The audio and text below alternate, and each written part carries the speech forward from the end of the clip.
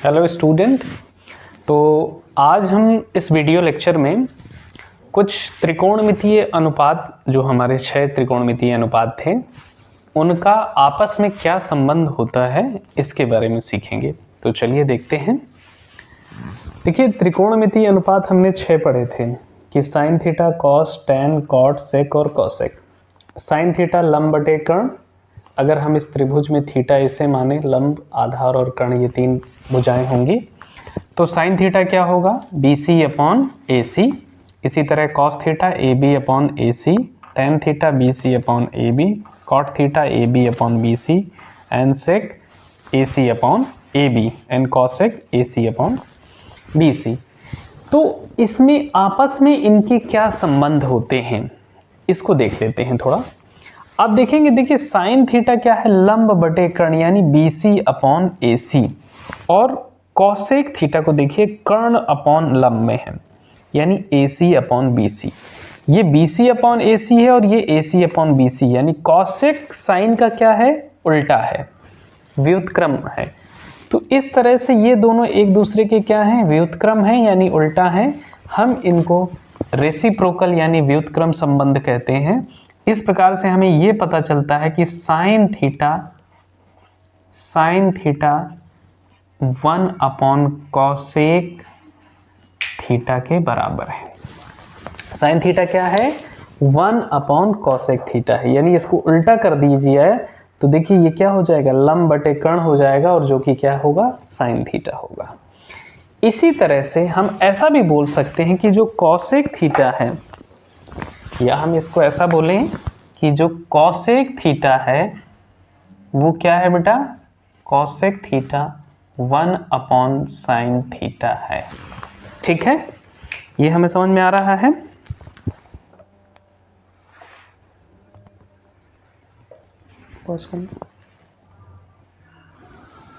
तो sine theta क्या है, 1 अपॉन कॉसेक थीटा, या हम कहते हैं कॉसेक थीटा बराबर 1 अपॉन साइन थीटा। तो एक संबंध ये आपको याद रखना है। ठीक है, अब अगला देखते हैं। देखिए कॉस थीटा क्या है बेटा, आधार बटे कर्ण यानी ए बी अपॉन ए सी।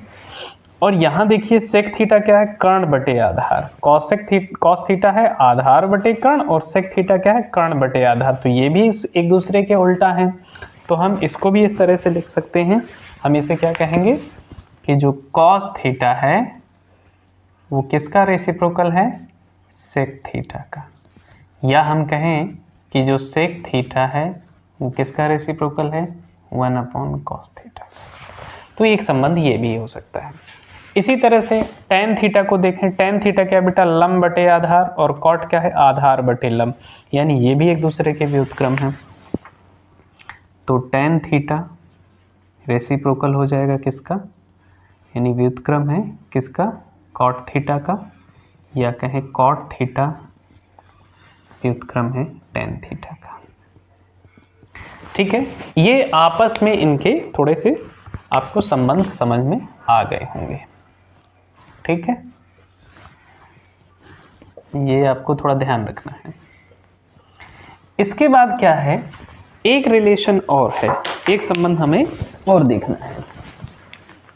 वो क्या है, टेन का साइन और कॉस के साथ है। टेन थीटा का क्या है, साइन और कॉस के साथ संबंध है। कैसा, देखें अगर कि टेन थीटा क्या है आपका, देखिए टेन थीटा है B C upon A B.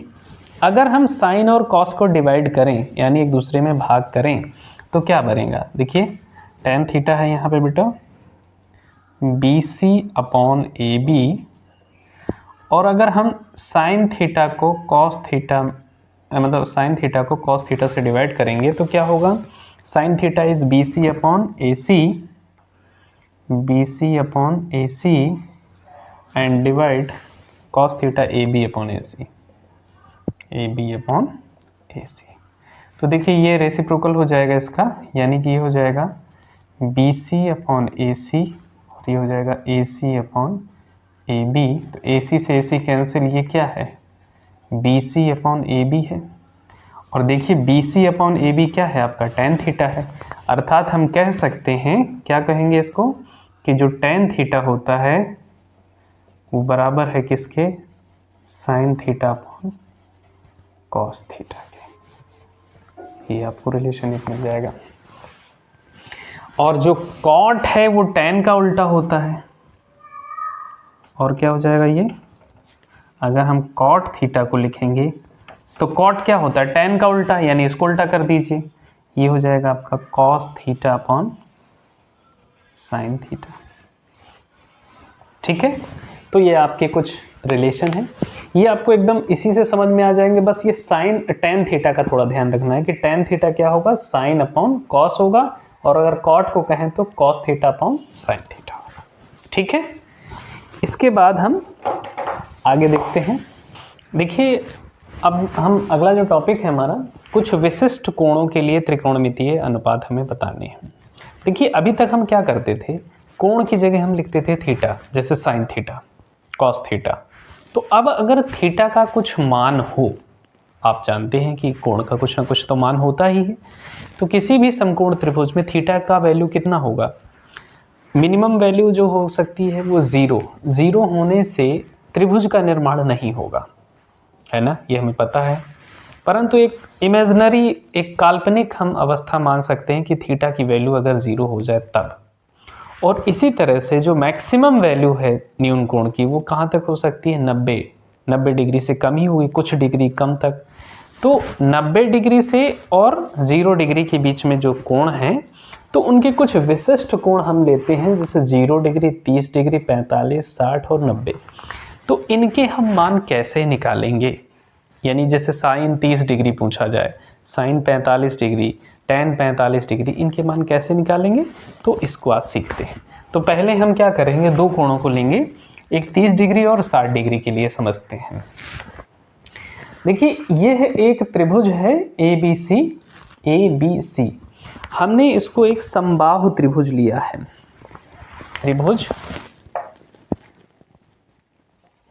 त्रिभुज ABC एक समबाहु त्रिभुज है। आप सभी जानते हैं समबाहु त्रिभुज क्या होते हैं। समबाहु त्रिभुज मतलब जिसकी प्रत्येक भुजा क्या हो, बराबर हो आपस में, और प्रत्येक कोण क्या होता है, 60 डिग्री होता है। यानी मान लीजिए सभी भुजाएं क्या हैं आपकी, ए हैं, और प्रत्येक कोण क्या होगा बेटा, 60 डिग्री, यानी ये भी 60, ये भी 60, ये भी 60। ठीक है, आगे इसमें रचना क्या की है हमने, ए से जो ये BC भुजा है इस पे एक लंब डाला है। यह AD क्या है, BC पर लंब है। रचना हमने क्या की है इसमें बेटा, हमने इसमें रचना ये की है कि हमने ड्रॉ किया है AD लंब है किस पर, BC पे। तो देखिए, समबाहु त्रिभुज में जो शीर्ष से उसके सम्मुख भुजा पे डाला गया लंब क्या करता है, उस भुजा को समद्विभाजित करता है, यानी बराबर भागों में बांट देता है। यानी कि ये BD बराबर क्या हो जाएगा, DC होगा। यानी पूरी लंबाई अगर मान लेते हैं कि भुजा की लंबाई कितनी बेटा, A है, तो ये वाला हिस्सा कितना हो जाएगा, A/2, यानी A/2, और ये वाला हिस्सा भी क्या हो जाएगा, A/2 हो जाएगा। ठीक है, अर्थात माना त्रिभुज ABC की प्रत्येक भुजा A है, तब BD बराबर DC होगा, जो कि A/2 के बराबर होगी। ये BD और DC दोनों क्या होंगे, बराबर होंगे, जो कि क्या होंगे, A/2 होंगे। अब देखिए, अब देखो, आपको पता है कि अगर हम ADB में ले लें, ADB त्रिभुज में, तो यह कोण क्या होगा, 90 डिग्री होगा। ये वाला कोण कितना होगा, 90 डिग्री। और हमें त्रिभुज में पता है कि ये वाला कोण क्या है बेटा, 60 डिग्री है, ये 90 है, तो ये वाला पोर्शन कितना बचेगा बेटा, 30 डिग्री। ठीक है, ये कितना हो जाएगा, 30। वैसे भी ये समद्विभाजित करता है, तो पूरा 60 था, तो आधा कितना हो जाएगा, 30 हो जाएगा। और अगर हम एक त्रिभुज में देखें, इस त्रिभुज में ADB में, तो त्रिभुज के तीनों कोणों का योगफल कितना होता है, 180 होता है। तो देखिए, ये 90 हो गया, ये 60 हो गया, तो ये 30 ही बचेगा। तो इस तरह से हम इस त्रिभुज में ले लें, अगर त्रिभुज ADB में, त्रिभुज ADB में ये वाला कोण क्या है बेटा, समकोण है। तो ये त्रिभुज कैसा होगा, यह एक त्रिभुज क्या है, त्रिभुज ADB एक समकोण त्रिभुज है। क्या है ये, समकोण त्रिभुज है। और अगर यह समकोण त्रिभुज है तो हमें अगर AD की लंबाई ज्ञात करनी हो, क्या ज्ञात करना हो, AD की लंबाई ज्ञात करना हो, तो हम क्या यूज कर सकते हैं, पाइथागोरस प्रमेय। तो पाइथागोरस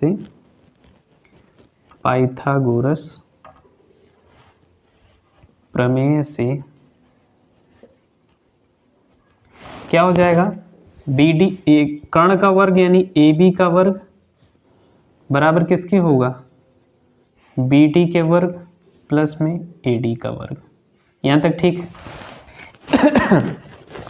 AB क्या है, A है, A वर्ग, BD A/2 का वर्ग प्लस AD, ये तो ज्ञात करना है हमें। A वर्ग हो जाएगा, ये तो ऐसा ही रहेगा। अब इसको करेंगे तो ये हो जाएगा A²/4 प्लस AD²।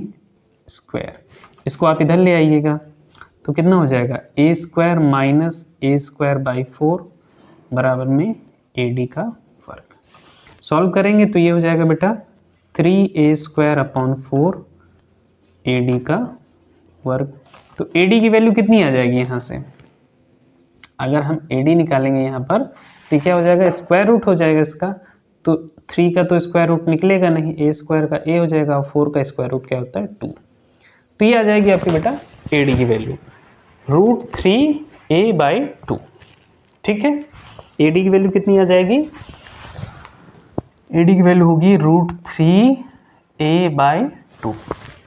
अब देखो क्या है, आपको इस त्रिभुज के अंतर्गत जितने भी त्रिकोणमितीय अनुपात हैं वो सभी ज्ञात कर सकते हैं। चलिए करते हैं, कैसे करेंगे। अगर हम 60 डिग्री यानी इस कोण के लिए लेते हैं तो क्या होगा, आप बताएं मुझे। sin 60 क्या होगा, 60 के सम्मुख भुजा लंब और ये कर्ण, यानी कि ये हो जाएगा AD और अपॉन में AB। AD का वैल्यू कितना है, √3A/2 और अपॉन में AB का वैल्यू कितना है A। तो देखिए A से A कैंसिल, आंसर क्या आ गया आपका √3/2। ठीक है, sin 60 की वैल्यू कितनी आ जाएगी, √3/2। तो आपको ध्यान रखना है कि जो sin 60 होगा, sin 60 डिग्री, उसकी वैल्यू कितनी है, √3/2। ठीक, यहां तक ठीक है। अगला देखते हैं, साइन के बाद ले लीजिए cos 60। cos 60 का वैल्यू कितना है, cos थीटा क्या होता है, आधार बटे कर्ण, यानी आधार कौन है BD और कर्ण क्या है AB। तो कर्ण आधार कितना बेटा A/2 और कर्ण डिवाइड में क्या है A। इस A से A कैंसिल हो जाएगा, क्या बचेगा 1/2। यानी cos 60 की वैल्यू कितनी है 1/2। तो हम यहाँ लिख दीजिए cos 60 की वैल्यू कितनी है 1/2। कितना आसान है, ठीक है। इसी प्रकार से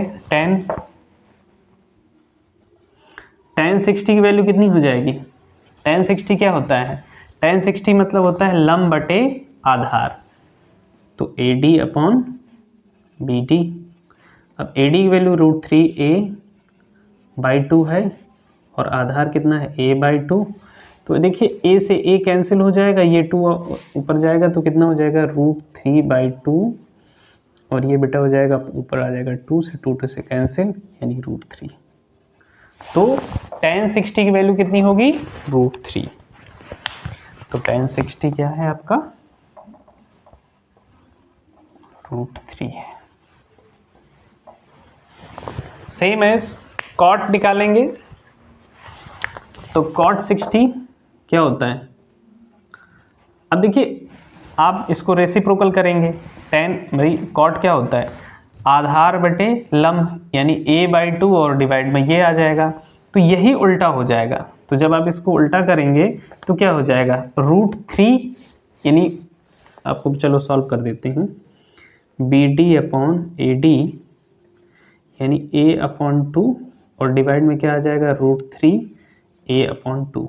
ये 2 से 2 कैंसिल, 1 1 1 ये हो जाएगा, A से A कैंसिल, तो ऊपर क्या आएगा बेटा 1 और नीचे आएगा √3, 1/√3। तो इस तरह से cot 60 कितना आ गया 1/√3। cot 60 बराबर हो जाएगा 1/√3। आप इसको डायरेक्ट भी समझ सकते थे, कैसे भाई, tan 60 अगर √3 है तो cot क्या होता है, tan का उल्टा होता है, तो 1/√3 हो जाएगा। ठीक है, इसके बाद चलते हैं cot के बाद sec, तो sec 60 कितना हो जाएगा, sec होता है कर्ण बटे आधार, यानी a ये आपका क्या है AB और आधार क्या है BD। वैल्यू रखिए इसमें A/2, तो देखिए ये 2 ऊपर चला जाएगा, A से A कैंसिल आ जाएगा, आंसर क्या आ जाएगा बेटा 2। तो sec 60 कितना हो जाएगा 2 हो जाएगा, sec 60 बराबर कितना आ जाएगा बेटा 2। अब अगला क्या है आपका cosec 60 कितना हो जाएगा,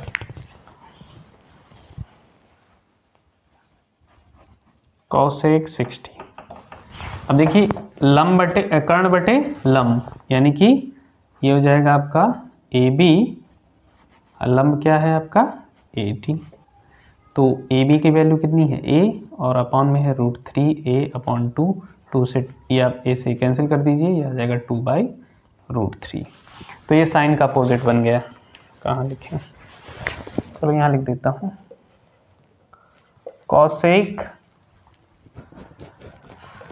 cosec 60 कितना हो जाएगा 2/√3। तो ये आपको जो संबंध निकल के आ गए ये 60 डिग्री के लिए है। जितने त्रिकोणमितीय अनुपात हैं sin 60, cos 60, tan 60, ये 60 डिग्री पे आपने सभी की वैल्यू निकालनी।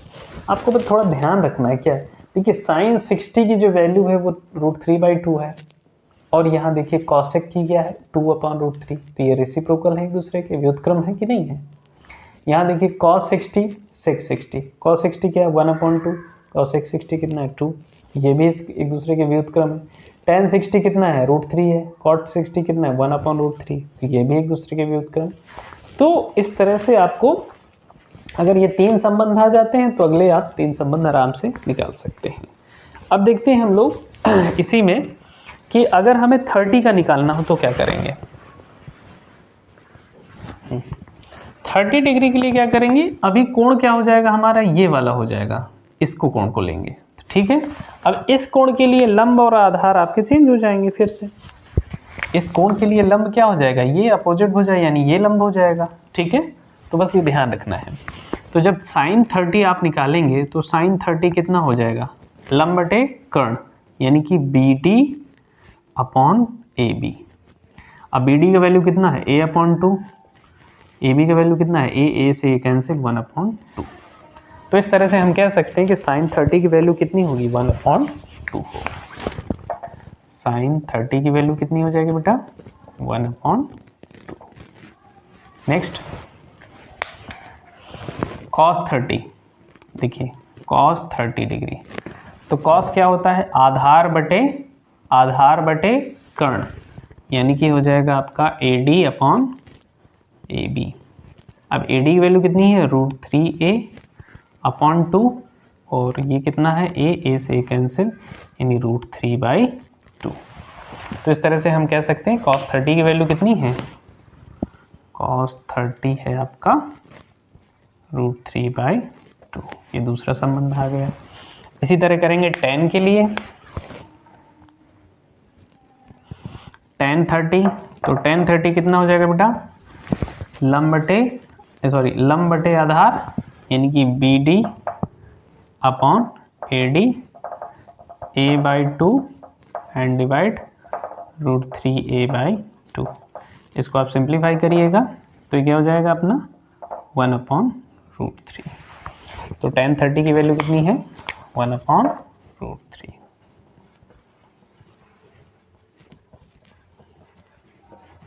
नेक्स्ट है कॉट। देखो कॉट, अभी आपको करना है ये चीज़, तीनों आपको करने हैं, कॉट सेक एंड कॉसेक। देखिए कॉट सेक, कॉट क्या हो जाएगा, इसी तरह से करेंगे, टेन का उल्टा करेंगे, A D upon B D, sec के लिए A B upon A D, और साइन कॉसेक के लिए A B upon D B. और जब सॉल्व करेंगे तो वही इसकी रेस्पेक्टिव उल्टी वैल्यूज आ जाएंगी, यानी कॉस 30 कितना आ जाएगा, √3 आएगा, कॉट कॉट, और सेक 30 कितना आ जाएगा, सेक 30 आएगा 2/√3, ठीक है, एंड कॉसेक 30 आ जाएगा आपका 1/2 का रेसिप्रोकल कर दीजिए 2। तो ये आपके रिलेशंस आ जाएंगे, ठीक है। 30 के लिए हो गया, 60 के लिए हो गया। अब देखते हैं 45 और 0